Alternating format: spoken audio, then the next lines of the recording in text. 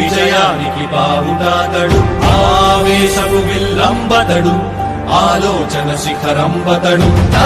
వంచని యోధుడు అతడు అభయానికి బాసటాతడు జనహితమే అభిమతమై సాగుతున్న గౌతముడు జననం తొలిచి